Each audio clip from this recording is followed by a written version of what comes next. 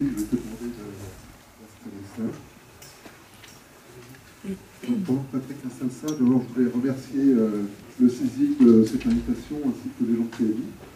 Et à vrai dire, j'étais invité par Patrick puisqu'on se connaît depuis quelques temps et que nous avons mené un projet dernièrement dans le PME. Nous avons mis en place, été consulté comme d'autres, il a été choisi par le client et mis en place ces outils collaboratifs. Donc avant de lancer... Non, ok. Oui, donc je retrouve saisie, voilà, PMI saisie, voilà, et dedans 1.20, voilà, c'est parfait. Voilà. Alors avant de démarrer, je vais me présenter d'abord, dans un premier temps. Que dire, ça fait 25, peut-être même 30 ans maintenant que je suis consultant, je fais de la gestion de projet entre autres. Donc, et puis dans des grosses entreprises, souvent des très grosses, des moyennes et puis des petites maintenant. Et puis il y a quelques temps, je suis passé de l'autre côté du miroir. Pas si longtemps que là, de ça, j'étais à ma place. Et maintenant, je fais le même métier, mais autrement. J'ai fait ma petite révolution culturelle et je suis convaincu que le conseil ne sert à rien, comme dit Jung. Un conseil, c'est bien pratique, c'est super, c'est bien sympa, mais ça ne sert à rien. Donc j'ai pris cette conscience. Et je suis passé de l'autre côté du miroir et je suis plus un accompagnant d'entreprise qu'autre chose. Juste 3 logos, je vais faire très bref. Une activité centrée sur l'innovation et la transformation d'entreprise. Donc pas simplement innovation produit, mais aussi innovation managériale. Une activité de formation, une activité de coaching, d'accompagnement. Parce que lorsqu'on transforme les entreprises, lorsqu'on les aide à passer d'une culture, on va en parler d'ailleurs, une culture ancestrale depuis des années, on a tous fonctionné de la même manière, à une culture qui est autre, qui est en train de se passer. C'est pas si simple que ça, parce que les choses qui sont ancrées profondément dans notre manière de voir les choses, de manière de les vivre, de manière de manager, de manière de gouverner, et qu'il faut probablement accompagner un certain nombre de personnes à passer ces transformations. Et souvent, c'est les dirigeants qu'il faut d'abord accompagner, parce qu'ils souhaitent beaucoup de choses, mais eux-mêmes ont du mal à faire les choses. Alors, avant de dérouler, j'aimerais bien vous interroger, parce que comme vous menez des projets depuis, actuellement, que c'est plus mon cas. Et je voudrais savoir si les projets que vous avez menés, ou le dernier que vous êtes en train de mener, si, de votre point de vue, il aurait pu être mieux mené, voilà, si vous avez mieux atteint vos objectifs.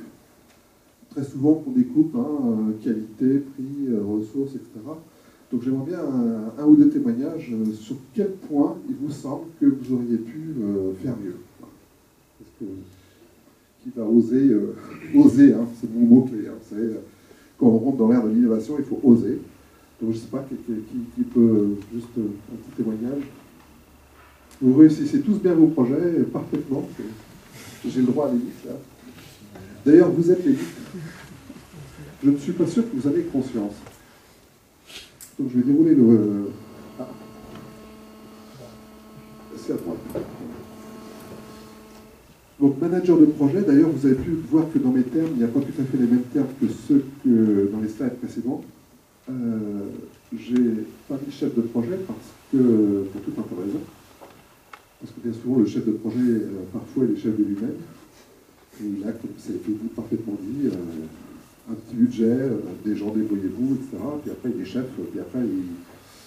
Donc chef, c'est une notion hiérarchique, très souvent, et que le gestionnaire de projet, suivant qu'il est câblé gestion de projet, le manager de projet, s'il est déjà évolué et qu'il passe le cap de la gestion pour aller s'intéresser à ce qui se passe dans un projet, est un acteur essentiel. Alors je ne sais pas quelle vision vous avez au niveau de... Imaginons que vous soyez un martien. Vous êtes un martien et vous débarquez sur Terre, voilà, vous rentrez, vous voyez, il y a une planète, il y a de l'eau, il y a des montagnes, voilà. Et puis il dit, tiens, il y a des pays, c'est découpé artificiellement, les gens se sont mis par pays, c'est bizarre ça.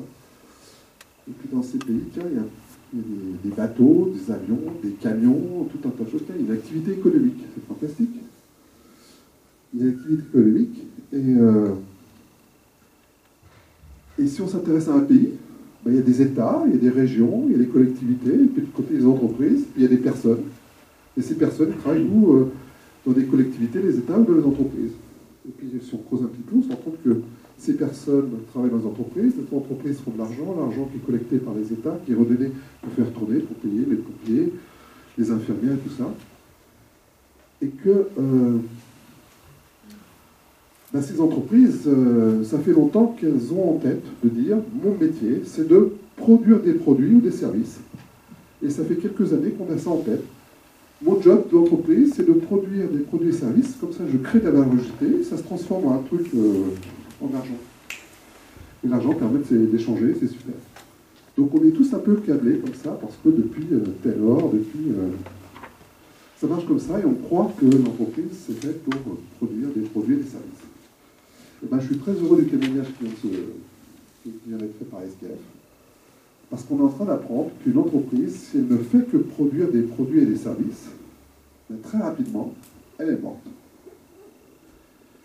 Donc il y a encore certains chefs d'entreprise, certains dirigeants, certaines entreprises, pas les grandes, parce qu'elles sont présentes dans tous les marchés, donc ils ont commencé à comprendre, mais qu'une entreprise, c'est fait pour autre chose, et que si elle n'innove pas, elle est morte très très vite.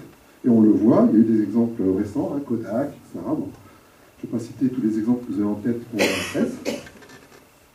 Et donc, l'entreprise doit innover et doit faire des projets pour se transformer, évidemment. Et qui fait ces projets? Ben, vous.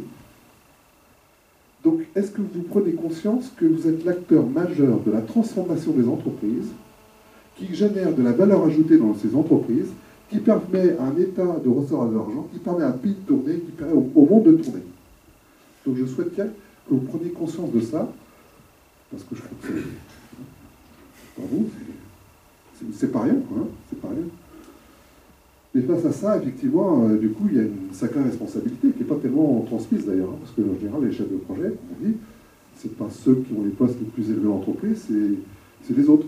Hein. On a bien une entreprise qui est quand même bien organisée, comme d'habitude, puisqu'on fait ça depuis longtemps, depuis un siècle. Ce sont très tayloriennes, même si Taylor, on s'en moque, etc., mais ça n'empêche qu'il y a quand même des chefs, des sous-chefs, des ceci, des cela. Et on sait mettre les étages où il faut pour mettre les personnes où il faut pour que les métiers soient bien. Sauf que quand même, il y a d'un côté un client, hein, côté les fournisseurs, et en fait, l'entreprise, son job, c'est la transversalité, quoi. Et on découvre depuis quelques années que la transversalité, alors que ça a toujours été le cas, mais parce qu'on a notre schéma mental hein, qui est très verticalisé, on découvre que tout est transversalisé, et le chef de projet, ou le manager projet, il est en plein dedans, lui, parce que lui, comme vous l'aviez dit tout à l'heure, il y a des gens dans la technique, mais à un moment donné, le produit, il faut quand même le vendre, hein, donc il y a des commerciaux, entre-temps les gens du marketing, ça, enfin bref, donc c'est complètement transversal. Donc vous êtes un acteur majeur de le monde économique, et ça, il faut bien en avoir conscience. 2, vous êtes un acteur qui devait jouer avec les ressources de l'entreprise, comme elles sont, qui sont un peu partout dans l'entreprise. Et votre job, c'est de faire tourner ça et de mener à bien votre projet. Donc ça vous envoie une sacrée responsabilité, parce que c'est vous qui faites tourner la boutique. Contrairement d'ailleurs à l'idée voilà, où c'est le chef, le directeur, le successeur. Je ne sais pas si vous êtes d'accord avec moi. Alors, ok, vous menez des projets. Super. Alors, des projets, pourquoi faire? Il se trouve que j'ai quand même une petite expérience de consultant, appelé par des entreprises diverses et variées dans des projets d'organisation, de systèmes d'information, de restructuration, j'en passe les meilleurs. Et très souvent, pas toujours au début des projets, parce que j'ai une moyenne structure, je sais pas, je suis des gros cabinets qui créent le projet chez le client. Et mon talent après, c'était d'être en amont et de le créer. Et on se rend compte que le projet, à un moment donné, qu'on arrive, tout le monde court dans un sens, et puis on se rend compte qu'il y a tous les gens qui courent, et puis des gens qui tirent à U, d'autres qui tirent à dia, et Et on a parfois perdu au fait pourquoi on court pour faire quoi, on court pour réaliser quoi, et on veut, c'est quoi l'objectif du projet? Ah mais c'est simple, monsieur le consultant, on est en train de mettre en place SAP. Ah, moi j'avais pas compris. Mais SAP, ça vous servir à quoi exactement? On veut mettre en place SAP. Je prends cet exemple-là, j'en ai 50 000. Très souvent, dans un projet, on perd le sens du projet, ce qui fait que les acteurs qui sont dans ce projet perdent un peu la motivation parce que, d'une certaine manière, ils savent qu'ils courent, mais comme à Paris, quand on court pour aller prendre le métro, on sent qu'il n'y a pas une motivation qui est là. J'ai envie de réaliser ce projet. C'est pas tout à fait ça qui se passe.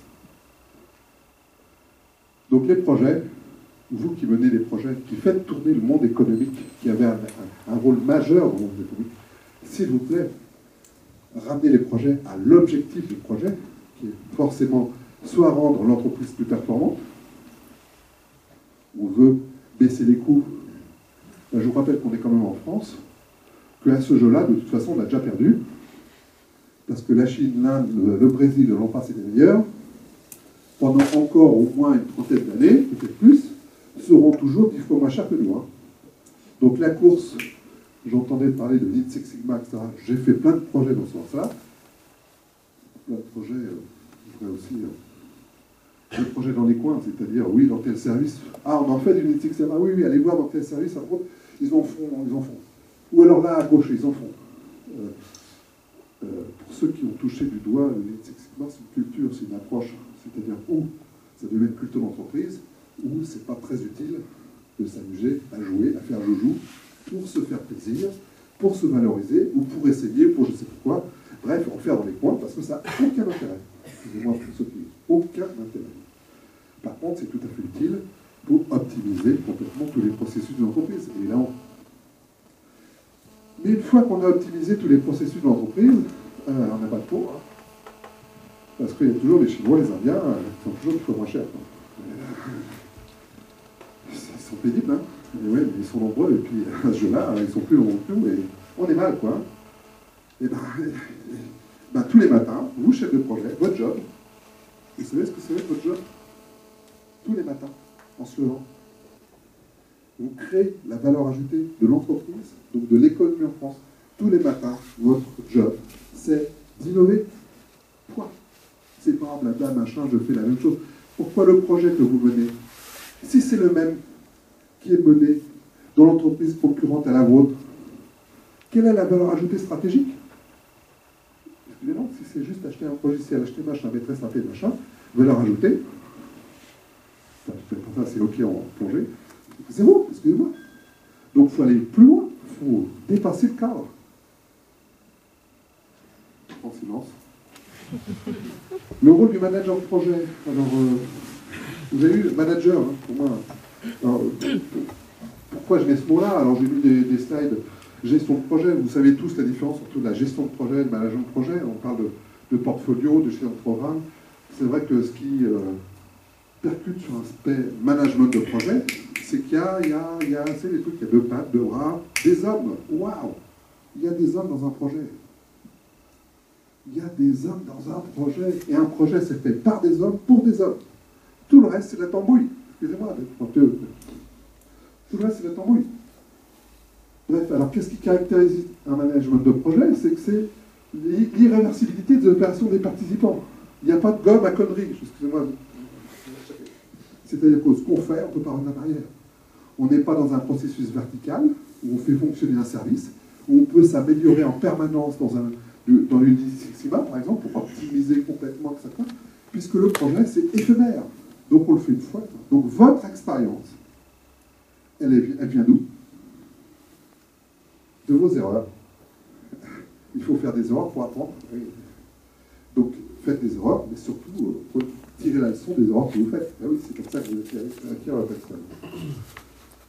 Donc, un fort degré de liberté des acteurs, ben oui, parce qu'il y en a un peu partout ailleurs dans le monde, on les a pas sous la main, ils sont autonomes. Merde, putain, avant, moi, il y avait un chef, bordel, qui faisait ce que vous voulez qu'il fasse. Maintenant, ils deviennent de plus en plus autonomes, ils sont un peu partout. L'organisation de gestion de projet évolutive et temporaire, etc. Et puis en plus, des influences externes, exogènes, Ah ouais, d'ailleurs, sur ce sujet-là, il y a un truc qu'on est en train de découvrir. On parle de projet d'outils collaboratifs, parce que la technologie fait que maintenant, on a des outils qui peuvent permettre de faire de l'outil collaboratif. Mais ce qui est en train de se passer dans le monde, c'est pas que ça. Hein. C'est que le monde devient collaboratif. Hein. Je ne sais pas si vous avez un petit peu percuté. Ce qui se passe dans certains pays, c'est il y a l'élite qui a un avis, qui dirige, puis il y a le peuple qui dit autre chose. Et ce qui est en train de se passer, c'est que le pouvoir du peuple, ou le pouvoir d'un grand nombre, ou des personnes, quand elles sont plus nombreux, deviennent plus intelligents qu'un mec tout seul. Waouh, ça change des choses. Ça change des petites choses quand même, parce que ça arrive dans l'entreprise. Doucement, mais sûrement, ça arrive dans l'entreprise.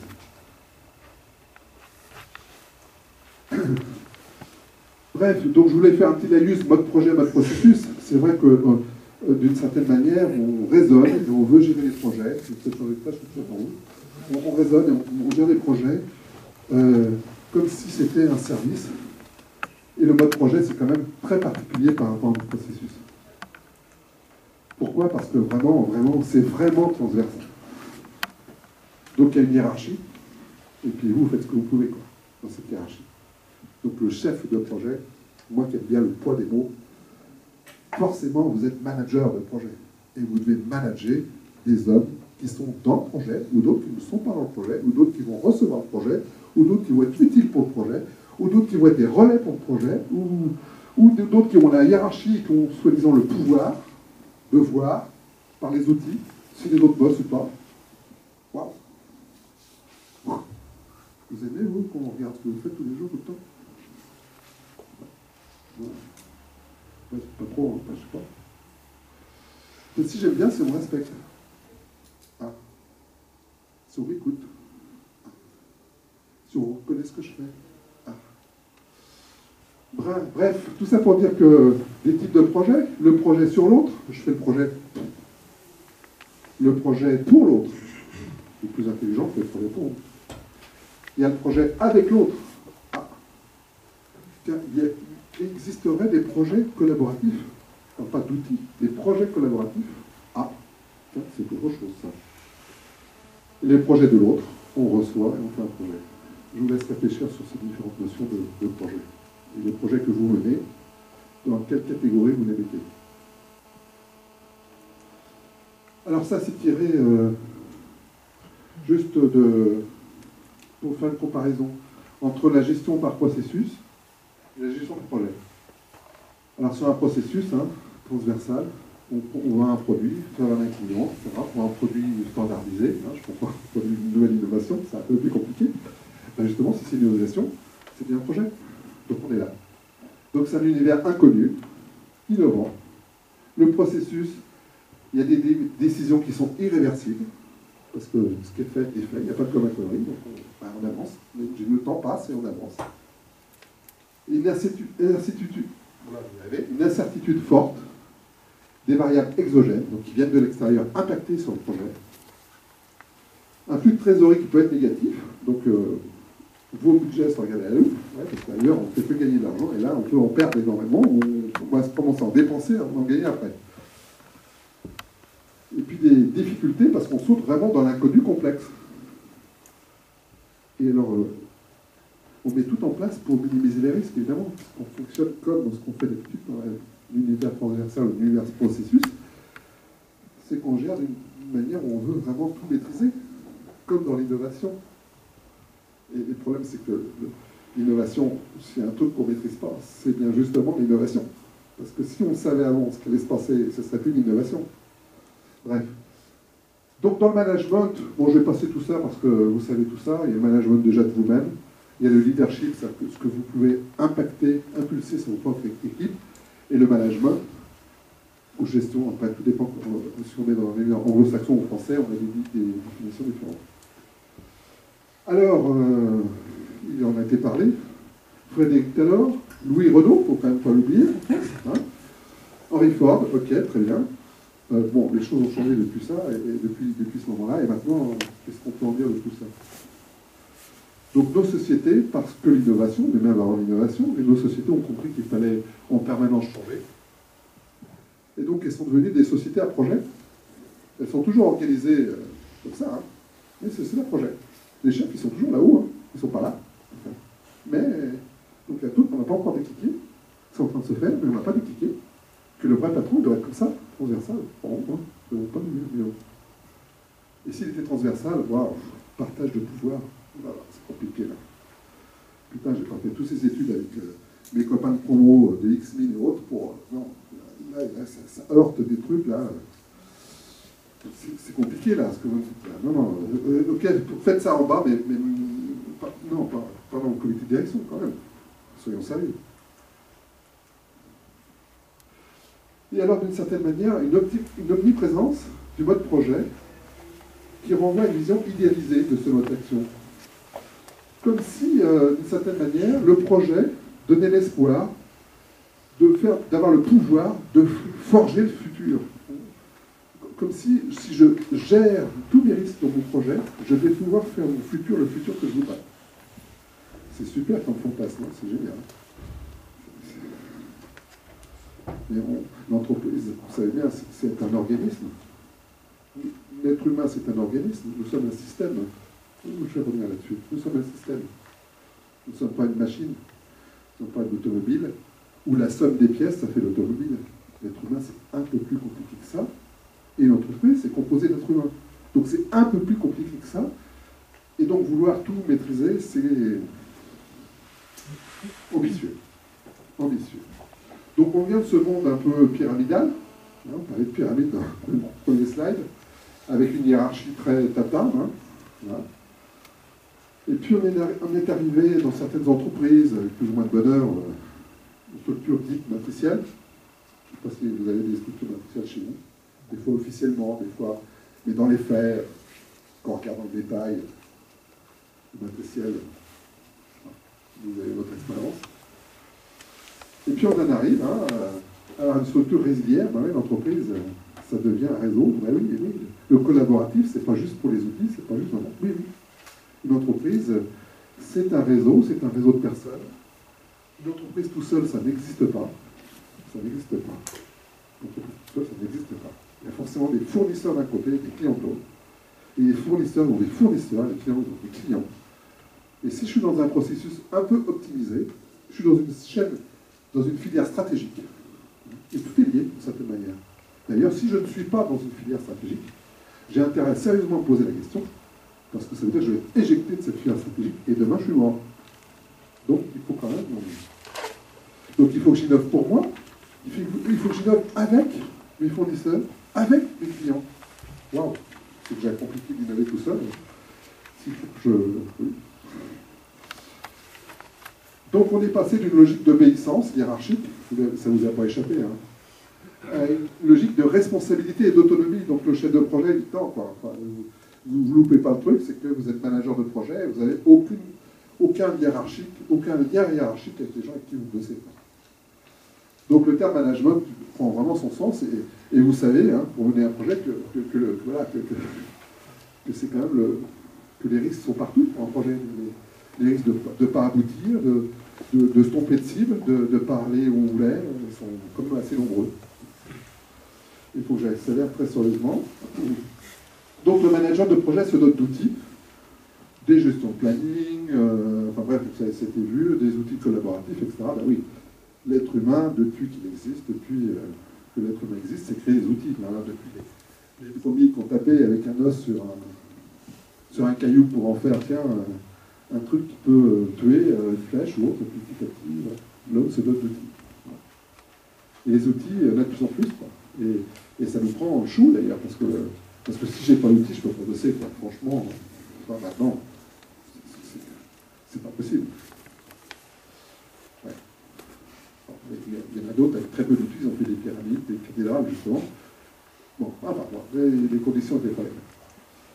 Bref, et donc, le manager projet, il a des hommes à manager, entre guillemets, qui ne dépendent pas de lui hiérarchiquement, et puis des hommes qui sont ceux qui vont récupérer le projet, et puis d'autres qui sont des relais par rapport à ce projet. Donc, il devient forcément un homme de communication, ou une femme de communication, parce qu'à un moment donné, le management, la base, le socle, l'essentiel, c'est quand même la communication. Donc je vais passer très rapidement là-dessus, sinon je ne serai jamais dans le temps. Donc, outils de communication. Donc, un outil de communication, c'est quoi?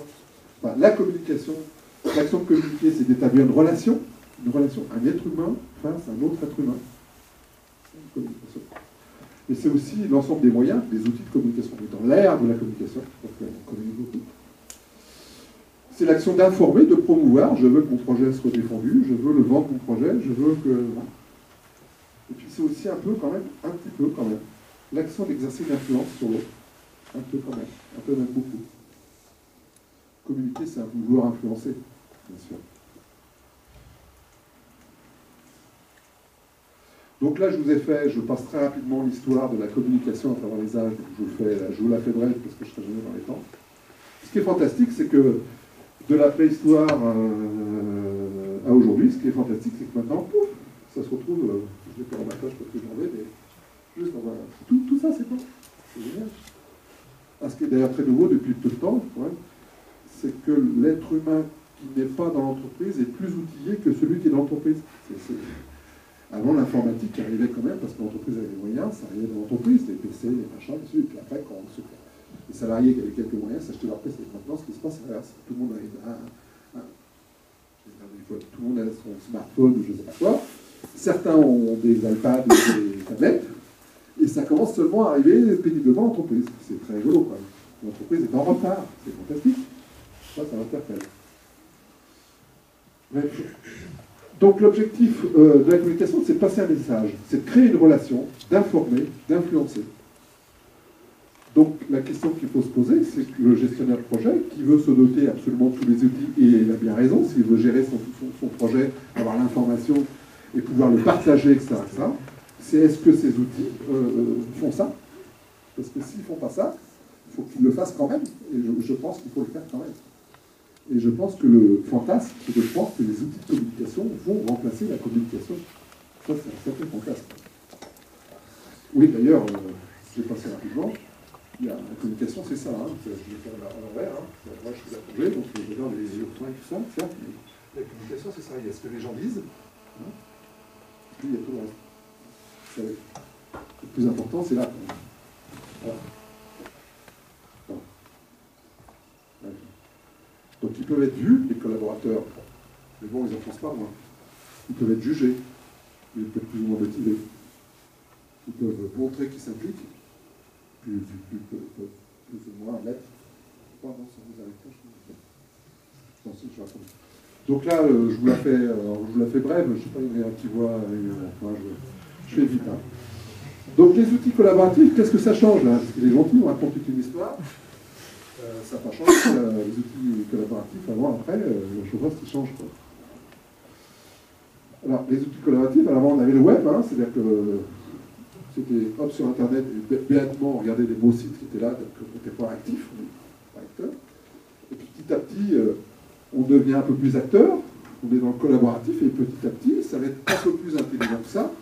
Parce que le collaboratif, il y a un mot, mais derrière, il y a plusieurs réalités.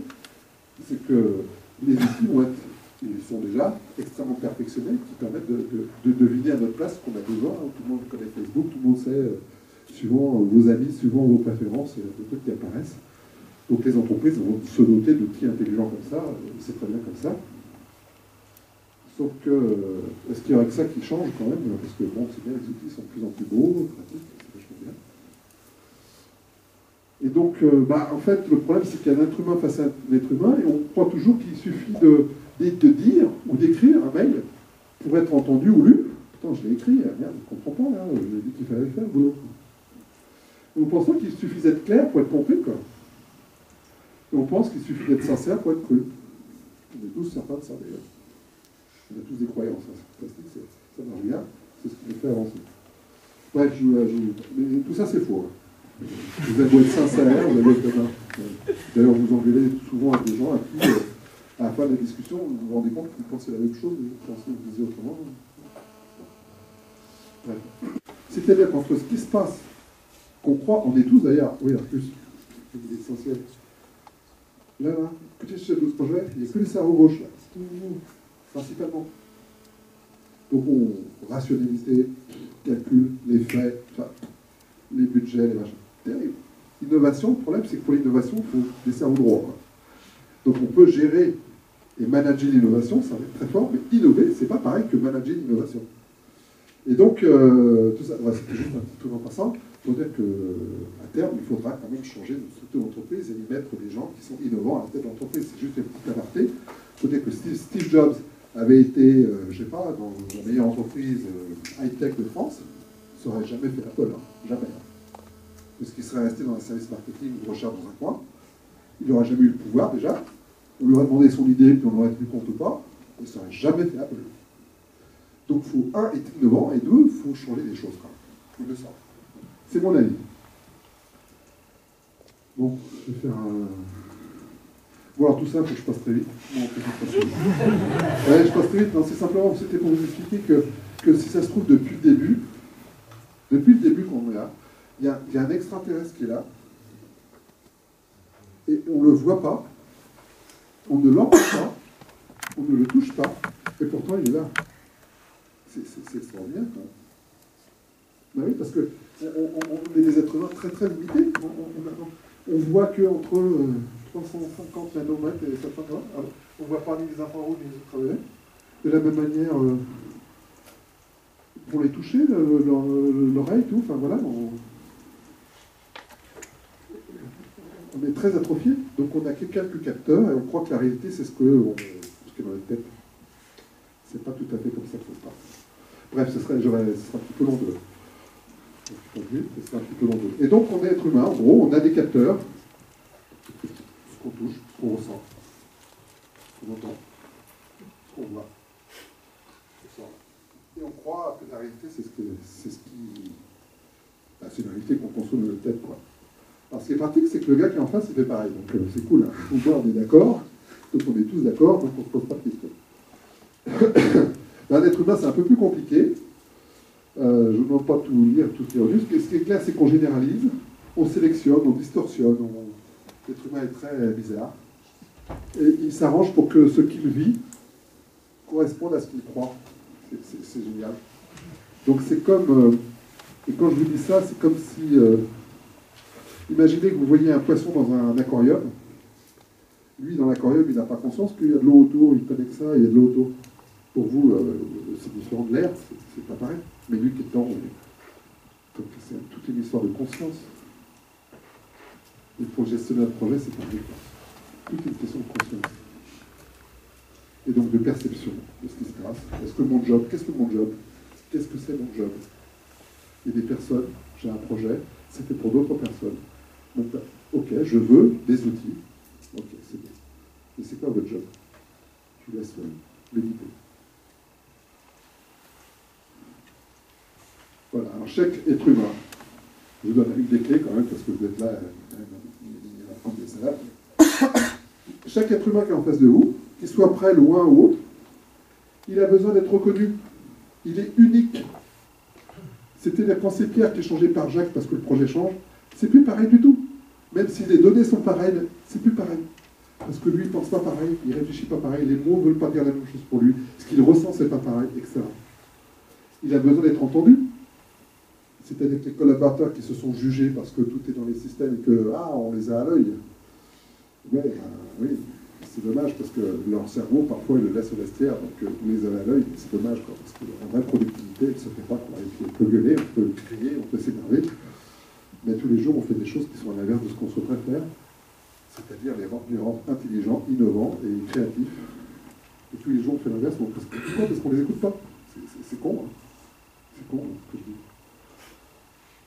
Alors, ce que je dis, c'est seulement moi, tel que je suis aujourd'hui, je l'énonce, tel que je le sens en ce moment, l'instant présent. Bon, je vais passer rapidement parce que... Si ça, c'est intéressant. Des relations dans la sphère sociale. Là, on quitte l'entreprise.